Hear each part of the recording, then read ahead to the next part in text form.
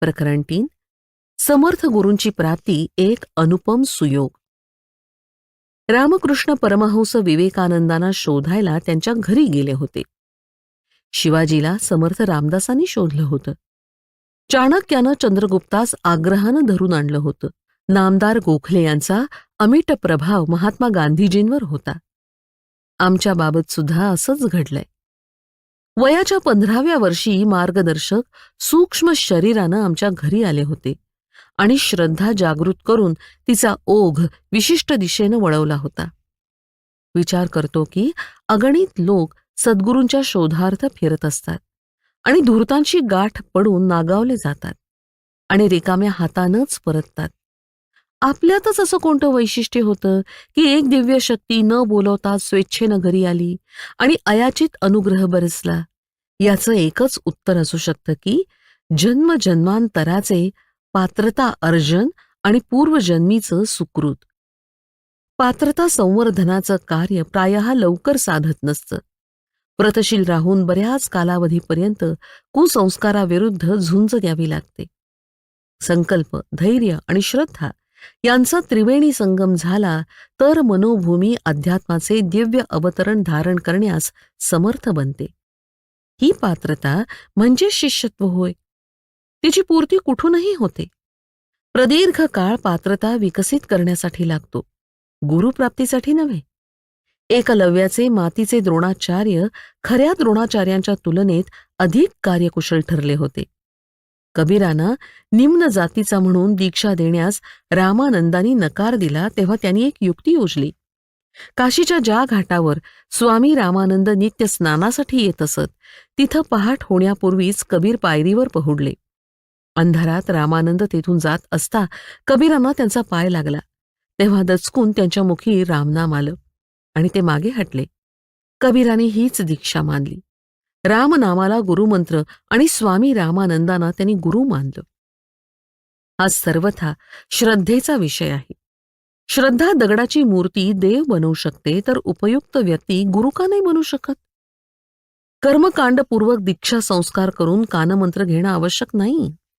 अध्यात्मात गुरूंची आवश्यकता पिता आणि अध्यापक अशा उभयपक्षी जबाबदारीची असते. पिता मुलास आपल्या कमाईचा एक अंश देऊन त्याच्या अध्ययनासाठी साऱ्या सोयी उपलब्ध करून देतो. अध्यापक त्यास ज्ञानदान करून त्याचा अनुभव समृद्ध करतो. पिता आणि अध्यापक या दोघांच्या सहकार्यानं मुलांचं पालनपोषण आणि शिक्षण होतं. भौतिक निर्वाहाची आवश्यकता पिता आणि आध्यात्मिक उन्नतीसाठी मुलाच्या मनस्थितीनुसार मार्गदर्शन आणि आध्यात्मिक कार्याकरता आवश्यक सामर्थ्य गुरु आपल्या संचित भांडारातून तपश्शक्ती हस्तांतरित करीत असतात. अन्यथा शिष्य एकट्याच्या बळावर आवश्यक तेवढी प्रगती करू शकत नाही. म्हणूनच गुरु विना ज्ञान शक्य नाही अशी मान्यता आहे. शिष्य सुपात्र नसेल तर तो समर्थ गुरूंपर्यंत पोचूनही निराश होत असतो. कारण घोर तप आणि कष्ट करून मिळवलेली कमाई कुपात्र आणि संस्कारहीन व्यक्तीवर व्यर्थ गमावण्यास ते तयार नसतात. देणाऱ्याला इतकी समज निश्चितच असते की घेणारा किती प्रामाणिकपणे प्राप्त झालेल्याचा उपयोग योग्य कार्यात करील. याच कसोटीत त्यांची पारख होऊन ते वंचित होतात. परंतु त्यांचे जवळ खरे तपोधन नसते असे खोटे गुरु अशांना लुबाडतात आणि यानं त्या निमित्तानं दान दक्षिणा उकळतात. आम्हाला अशा वंचनेत फसावं लागलं नाही याचं समाधान वाटतं. हिमालयातील एक दिव्य सत्ता आमच्या घरीच मार्गदर्शन आणि कृपा करण्यास आली आणि आमचं जीवनच धन्य झालं. आम्हाला इतके समर्थ सद्गुरू सहजच कसे प्राप्त झाले? या प्रश्नाचं एकच उत्तर आहे की याकरता जन्मजन्मांतरामध्ये पात्रतेचा विकास करण्याची सातत्यानं निष्ठापूर्वक तयारी केली. त्यात कुठेही उतावेळी न करता धैर्यपूर्वक तयारी करत राहिलो.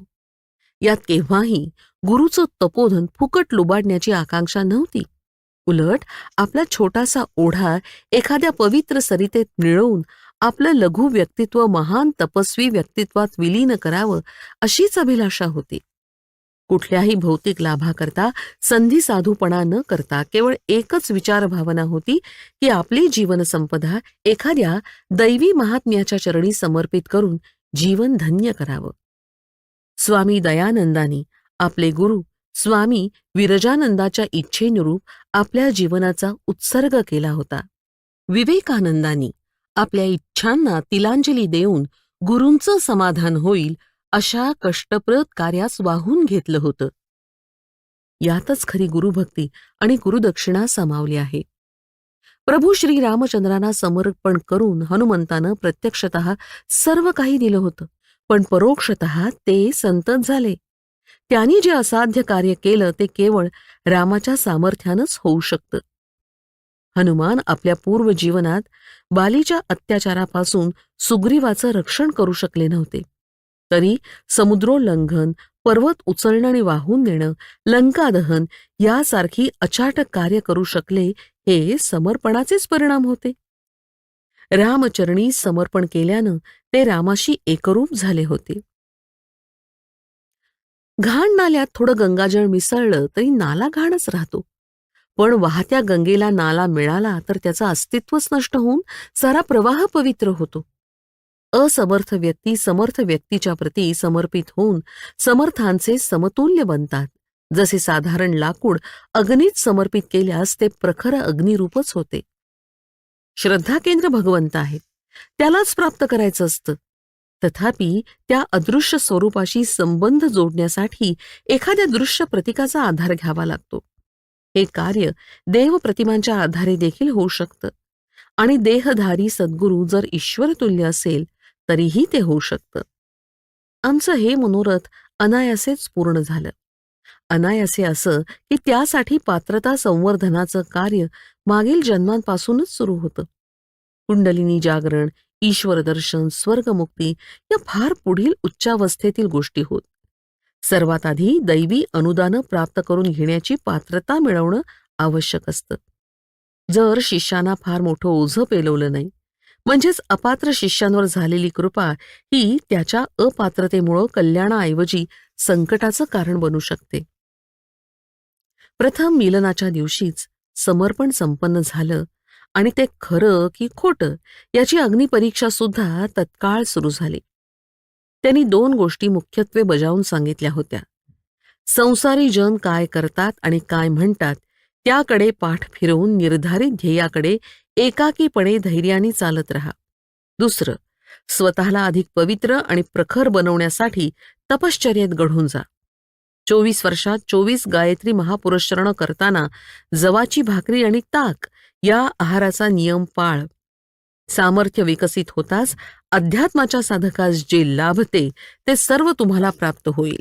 तथापि ते विशुद्ध परमार्थासाठी, लोकमांगल्यासाठी असेल. शूद्र स्वार्थ सिद्धीसाठी त्या दैवी अनुदानांचा वापर केला जाऊ नये. वसंत पंचमीचा तो पर्वदिन, गुरु अनुशासनाचे ते अवधारण आमचा नवा जन्मच ठरला. याचकांची जगात कमतरता नाही, तशीच सत्पात्रांना सर्वस्व देणाऱ्या सहृदयींची या जगात उणीव नाही. कृष्णानं सुदाम्यास सर्वस्वाचं दान केलं नव्हतं का? सद्गुरूंची प्राप्ती हे आमच्या जीवनाचं अनन्य परम सद्भाग्य ठरलं. निसर्ग ही सरळ सौम्य गाय आहे आणि क्रूर सिंहीण सुद्धा. त्याच्याशी अडाण्यासारखा आणि अनौचित्यपूर्ण व्यवहार न केल्यास निसर्ग अनंत काळपर्यंत आपल्या अनेक प्रकारच्या संपदांनी आमचं पालन पोषण करू शकतो. पण जर का प्रदूषण, अनाठायी दोहन, अत्याचाराची ओढाताण आणि गैरव्यवहार केला तर क्रूर सिंहिणीसारखे अंगभंग करण्यामध्ये किंवा चिरफाड करण्यातही तो कोणत्याच प्रकारची कसर बाकी सोडणार नाही. आम्ही त्याच्या कवेमध्ये हसावे, बागडावे हे योग्यही आहे. त्यासाठी आम्हाला लक्षात ठेवावं लागेल की आम्ही आमच्या सभोवतालच्या वातावरणाला प्रसन्न, स्वच्छ आणि प्रदूषणमुक्त ठेवावं.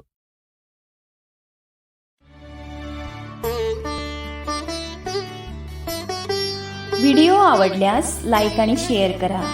विचार क्रांती मराठी चॅनेलचे सदस्य होण्यासाठी सबस्क्राईब बटनवर क्लिक करा. आम्ही अपलोड केलेल्या व्हिडिओची सूचना प्राप्त करण्यासाठी बेल आयकॉनवर क्लिक करा.